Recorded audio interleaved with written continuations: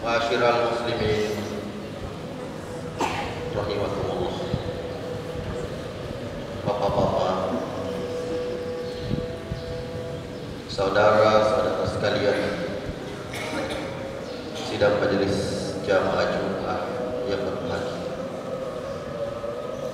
Alhamdulillah, kalimat yang tak henti-hentinya menyertai lisan kita, menyertai hidup kita, menyertai seluruh aktivitas. Apatah lagi kesempatan yang berbahagia ini menjadi nikmat, menjadi karunia, menjadi kebahagiaan kita semuanya, karena Allah karuniai nikmat kesempatan, nikmat kesehatan, dan yang lebih tinggi Allah karuniai kepada kita semuanya nikmat iman.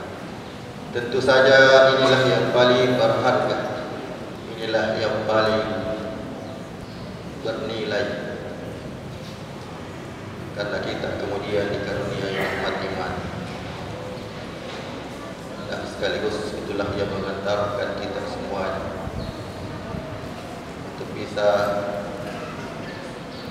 bersimpuh pada kesempatan ini di hadapannya. Sidang majelis jamaah Jumat yang berbahagia, ayat yang baru saja kami bacakan adalah ayat yang sering, bahkan setiap kesempatan kita dengarkan daripada dai kita, dari khotib, dan dari siapapun.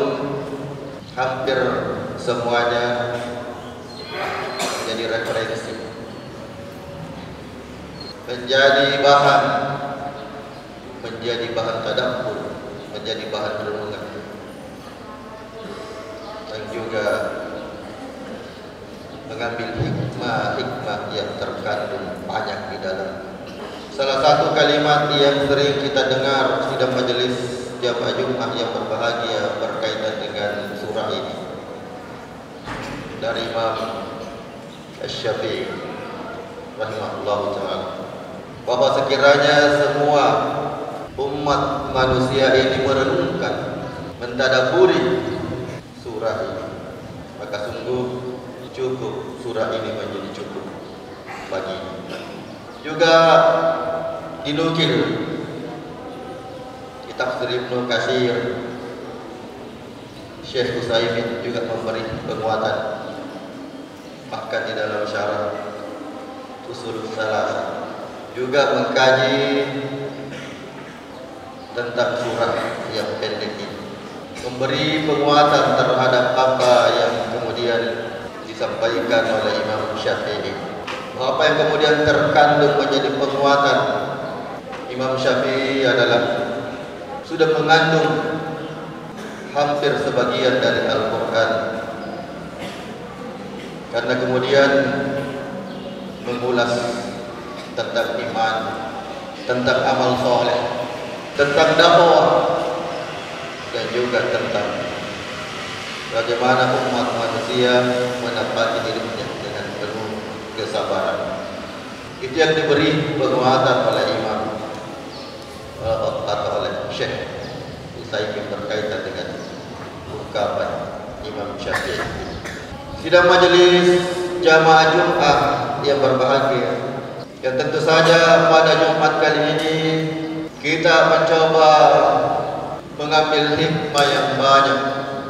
Kita mencoba mentadaburi, karena ternyata berkaitan dengan keadaan kita, berkaitan dengan penciptaan umat manusia secara umum, kemudian dibarengi perjalanannya dengan masa.